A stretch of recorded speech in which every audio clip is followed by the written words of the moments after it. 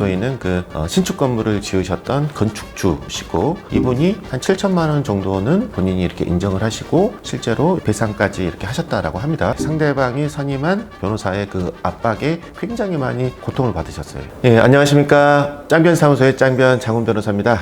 이번에도 사건 파일 저희가 직접 진행했던 사건 하나 말씀드려 볼게요. 이번에 이제 말씀드릴 사건은 이번 달에 경찰에서 불송치 결정을 받은 사건인데요. 사건 내용은 8억 원을 업무상 횡령했다라는 내용의 사건이었고, 저희 쪽 의뢰인은 고소를 당하신 분, 피의자셨습니다. 고소인은 신축 건물을 지으셨던 건축주시고, 저희 이제 의뢰인께서는 신축 건물을 공사를 진행하셨던 공사업자라고 표현을 하겠습니다. 그런데 건축주께서 저희 이제 의뢰인을 건설 과정에서 건축비로 사용해야 될 8억 원을 개인적으로 사용을 했다라고 하면서 업무상 횡령으로 이렇게 고소를 하셨던 사건입니다. 고소 전에 사실은 이미 압박을 많이 받으셨다라고 해요. 건축주께서 고소 전에 이미 변호사를 선임을 해가지고 저희 의뢰인에게 이제 연락을 해서 공사비 사용한 내역을 모두 가져와라. 당신이 이제 제대로 공사를 진행한 건지, 그 돈을 제대로 공사에 썼는지 다 소명을 해라 라고 하면서 굉장히 이제 압박을 많이 하셨다라고 합니다. 심지어는 제가 듣기로는 크리스마스 이브에도 그 변호사 사무실로 저희 의뢰인을 불러가지고 자료를 하나하나 이렇게 막 내놔라 하시고, 연초, 연말, 그리고 이제 설 명절 껴 있지 않습니까? 그럴 때까지 이제 굉장히 많은 압박을 받으시다가 이분이 한 7천만 원 정도는 본인이 이렇게 인정을 하시고 실제로 배상까지 이렇게 하셨다라고 합니다. 그런데도 계속해서 많은 금액을 요구를 이렇게 했었는데 저희 의뢰인께서 그거는 아닌 것 같다라고 거부를 했더니 결국 고소까지 이루어진 그런 사건입니다.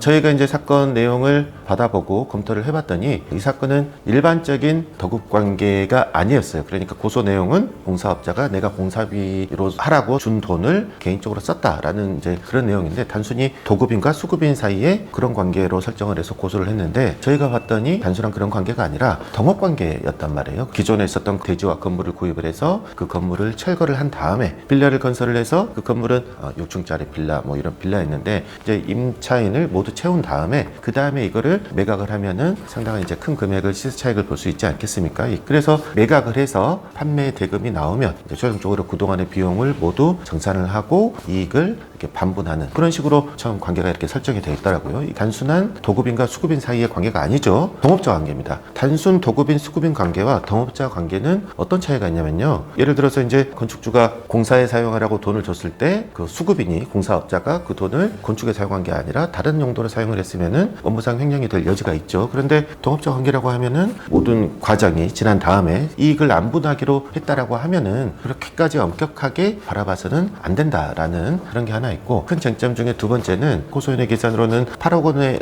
업무상 횡령했다라고 하는데 저희 의뢰인께서는 그 정도는 절대 아니다라고 이렇게 말씀하셨던 그런 말이에요. 그렇다라고 하면 이제 사실관계가 많이 달라지죠. 그리고 저희 의뢰인의 주장 내용을 입증하기 위해서는 그동안에 사용됐던 오갔던 모든 거래 내역을 모두 분석하는 작업이 이제 필요한 겁니다. 그 외에도 많은 쟁점들이 있었어요. 이 사업이라고 표현을 할게요. 단순히 신축 건물을 이렇게 건설하는 일로 끝나는 게 아니었기 때문에요. 이 사업에 저희 의뢰인께서도 동업자로서 많은 금액을 투입을 했습니다. 저희가 계산해 보니까 약 5억 원 정도를 이렇게 투입을 했었단 말이죠. 이런 부분도 이제 모두 고려가 돼야 되는 겁니다. 그래서 그런 부분들을 저희가 의뢰를 맡아 보니까 이거는 절대 업무상 횡령이 아니다라는 그런 내부의 판단이 있었고, 저희는 저희 의뢰인이 무혐의를 받기 위해서 이렇게 노력을 했었던 거죠. 수사 과정을 살펴보면은 작년 이게 한 3월 달쯤에 고소가 된 사건이고, 올해 2월에 이제 최종적으로 경찰에서 불송치 결정이 내려졌으니까 약 한 11개월 정도 수사가 진행이 됐고, 그 과정에서 저희 의뢰인께서는 한번 이렇게 경찰 조사를 받으셨고, 그리고 대질 조사도 한번 받으셨습니다. 그리고 이제 이 고소인이 어떻게 보면은 저희 의뢰인만 고소를 한 게 아니라 저희 의뢰인의 가족, 그러니까 저희 의뢰인께서 와이프분의 이제 계좌를 썼단 말이에요. 그 계좌주가 와이프라는 걸 뻔히 알고 있었습니다. 그런데도 불구하고 부도가치 공범으로 고소를 했고, 그리고 건물을 올렸을 때 시공사 있지 않습니까? 시공사 대표도 고소를 했고,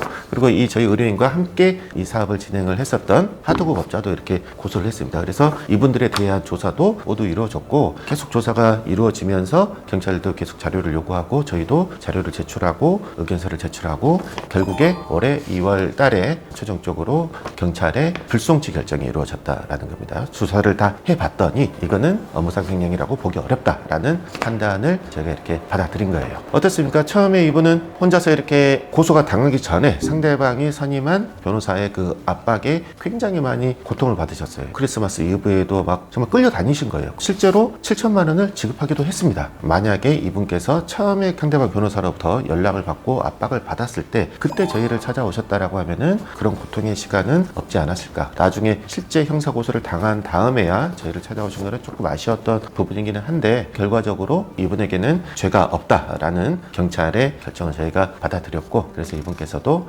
굉장히 이렇게 만족감을 깊이 표시했던 그런 사건 되겠습니다. 저희가 많은 의뢰인을 만나다 보면은요, 이렇게 실제 사건이 되기 전에 상대방이 변호사를 선임해서 압박을 해올 때 일반인들이 많이 그런 생각을 하는 것 같아요. 상대방 변호사가 이렇게까지 얘기를 하면은 내가 정말 잘못을 저질렀나 보다 라고 생각을 하고, 그 상대방 의도에 따라서 막 끌려다니시는 분들이 굉장히 많으신 것 같고, 부과장에서 겪지 않아야 될 그런 불이익한 처우 그리고 고통 이렇게 받으시는 분들 많이 있으신 것 같습니다. 근데 상대방이 변호사를 그렇게 써가지고 이렇게 했다라고 하면은 왜 이분들은 똑같이 변호사를 써서 법적으로 대응할 생각을 바로 안 하시는지 모르겠습니다. 혹시 이제 이 영상을 보신 분들 중에 그런 고통을 겪고 계시는 분들이 있다라고 하면은 혼자서 대응하려고 하지 마시고 최소한 변호사에게 상담이라도 한번 받아보셔라 라는 점을 꼭 강조드리고 싶네요. 이상 마치겠습니다.